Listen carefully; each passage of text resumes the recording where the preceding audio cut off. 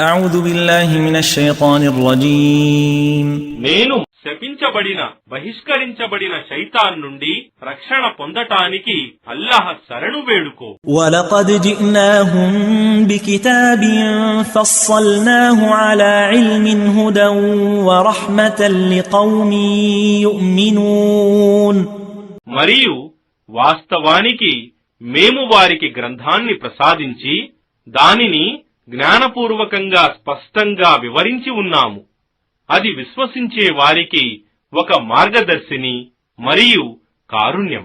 هل ينظرون إلا تأويله يوم يأتي تأويله يقول الذين نسوه من قبل قد جاءت رسل ربنا بالحق فهل لنا من شفعاء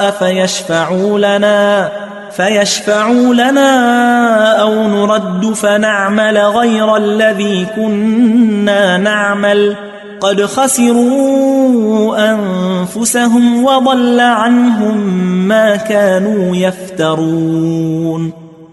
ఏమి వారు అవిశ్వాసులు దాని తుది ఫలితం సంభవించాలని నిరీక్షిస్తున్నారా?